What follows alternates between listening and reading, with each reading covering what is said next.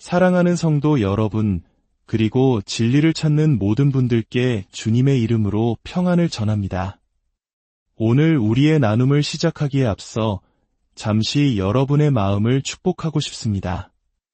이 말씀이 여러분의 삶에 힘이 되고 누군가에게는 절실한 위로가 될 수 있다면 공유하기를 통해 주님의 은혜를 널리 전해주십시오.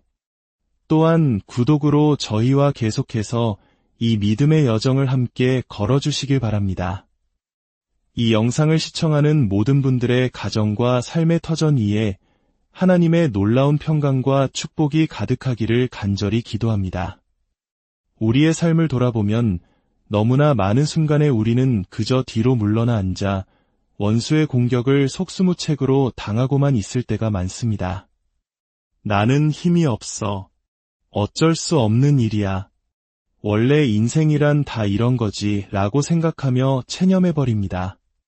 우리에게는 아무런 발언권도 없다고 여기며 모든 상황을 운명처럼 받아들입니다. 하지만 오늘 저는 여러분에게 선포하기 위해 이 자리에 섰습니다. 바로 승리가 그 목소리를 내기 시작할 때 일어나는 놀라운 변화에 대해서 말입니다. 더 이상 원수가 우리 삶의 대화를 독점하도록 내버려 두지 마십시오. 사탄이 퍼붓는 온갖 거짓말과 협박, 그리고 우리 삶의 두려움을 조장하는 모든 속삭임에 귀를 닫으십시오. 세상의 기준이나 다른 사람들의 평가가 여러분 삶의 이야기를 지배하도록 허락하지 마십시오. 성경을 보면 예수님께서는 무려 116번이나 내가 너희에게 이르노니라고 말씀하셨습니다. 예수님께서는 이 세상에 오셨을 때 에덴 동산에서부터 사탄이 인류의 이야기를 장악하고 통제해왔다는 사실을 정확히 알고 계셨습니다. 사탄은 죽음을 말하고 도둑질을 말하고 파괴를 말했습니다. 그리고 인류는 그 흐름에 무기력하게 끌려갈 수밖에 없었습니다. 그러나 예수님께서 오셔서 선포하셨습니다. 내가 여기 있다. 말씀이 육신이 되어 너희 가운데 거한다. 원수는 우리에게 속삭입니다. 너는 패배자야. 너에게는 희망이 없어. 너의 미래는 암울해. 그러나 주님께서 말씀하십니다. 내가 너희에게 이르노니 원수가 너의 삶에 있는 모든 아름다운 것들을 훔치고 죽이고 멸망시키도록 내버려두지 않겠다. 내가 온 것은 너희로 생명을 얻게 하고 더 풍성히 얻게 하려는 것이라. 그렇습니다. 승리에는 목소리가 있습니다. 여러분은 승리를 말해야 합니다. 승리를 선포해야 합니다. 성경 속 이야기에서 우리는 한계에 부딪힌 왕의 모습을 봅니다. 모든 것을 포기하고 항복하려던 바로 그 순간 그의 내면에서 무언가가 툭 하고 끊어지는 듯한 변화가 일어납니다. 그는 결심합니다.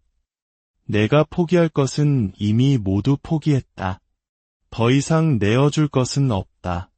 이제부터는 내가 반격할 차례다.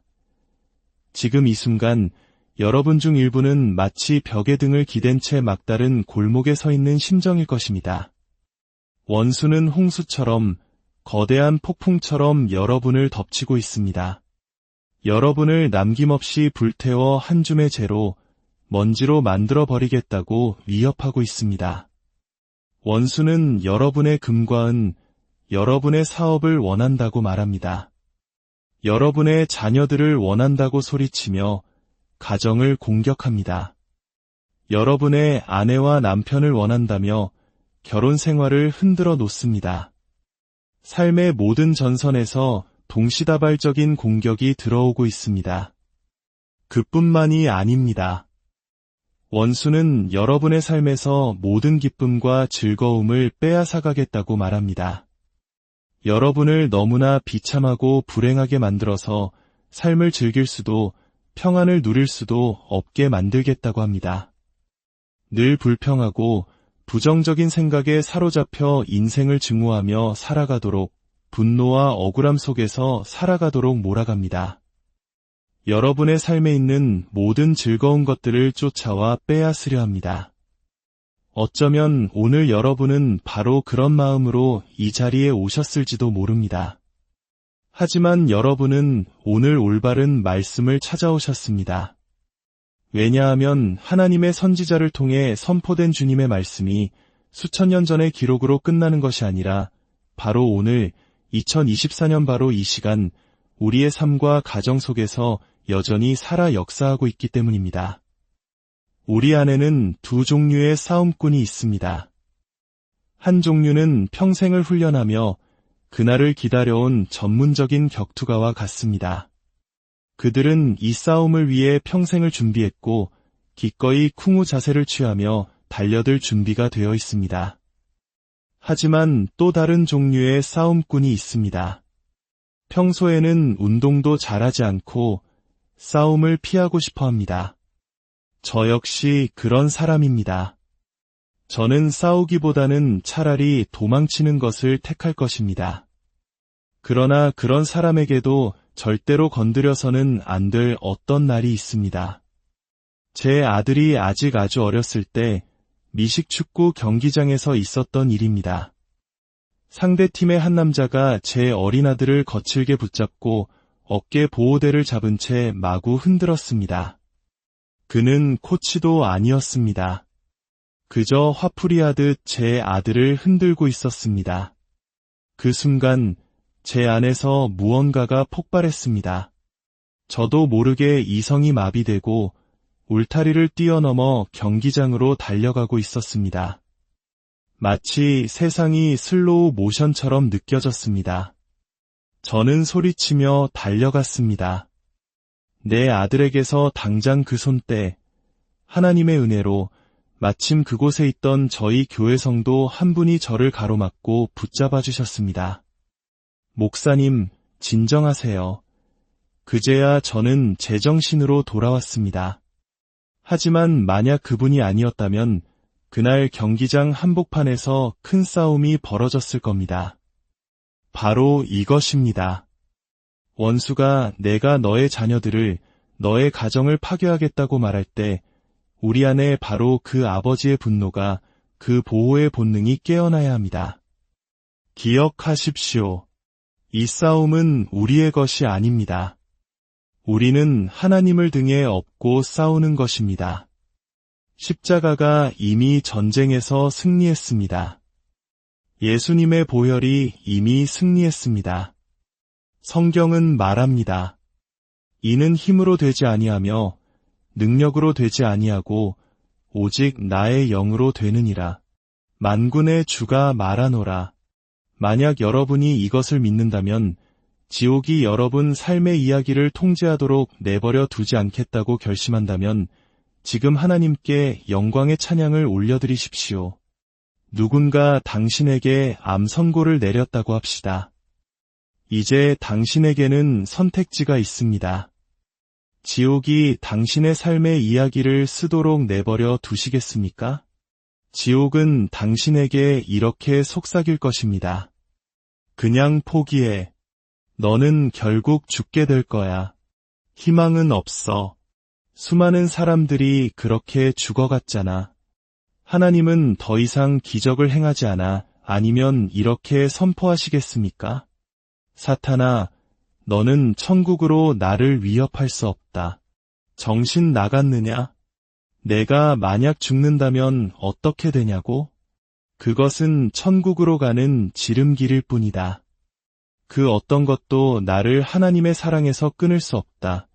그러므로 나는 내 마지막 숨이 닿는 순간까지 이렇게 외칠 것입니다. 그가 채찍에 맞음으로 나는 나음을 입었도다. 사람들이 저에게 기도를 부탁할 때 그들의 상태가 얼마나 심각한지는 중요하지 않습니다. 저는 그들에게 손을 얹고 기도할 것입니다. 주님, 이 영혼을 주님께 맡깁니다. 이 자리에서 그를 치유하시거나 아니면 천국으로 데려가셔서 온전히 치유하여 주옵소서.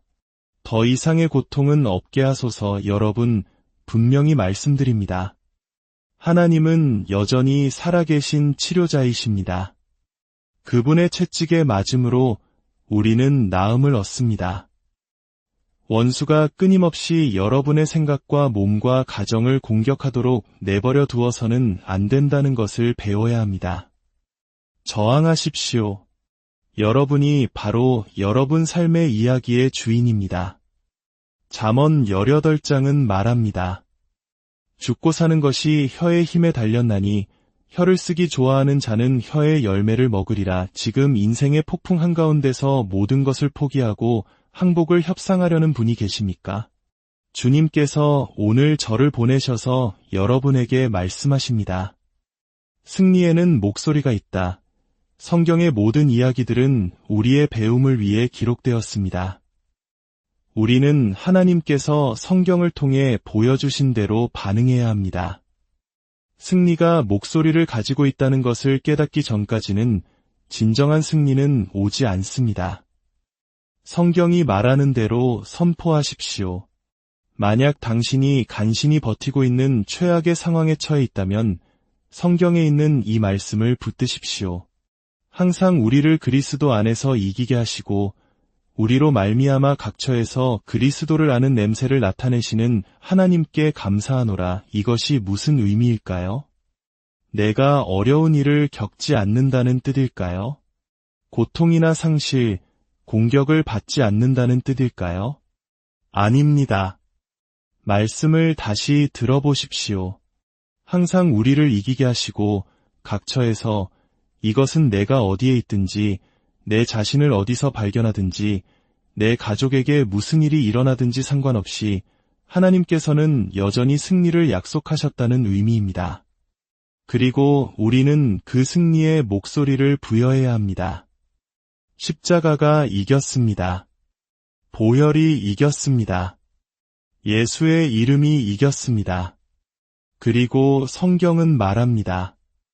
내가 무엇을 겪든지 예수님은 나와 함께 하신다. 내가 얼마나 부서지고 눈물 흘리든지 주님은 나와 함께 하신다. 그러므로 패배하실 수 없는 주님이 나와 함께 계시기에 그분의 자녀인 나 또한 결코 패배하지 않습니다. 지금 잠시 모든 것을 멈추고 믿음으로 하나님께 찬양을 올려드립시다. 승리가 말하기 시작할 때 사탄은 두려워 떱니다. 사탄아, 내가 싸움을 원하느냐? 좋다. 내가 나를 쓰러뜨릴 수는 있을지 몰라도 너는 내가 진짜 싸움에 휘말렸다는 것을 뼈저리게 느끼게 될 것이다. 나는 주먹을 날리고 발로 차고 할 수 있는 모든 방법으로 싸울 것이다. 나는 소리치고 핥히고 물어뜯을 것이다.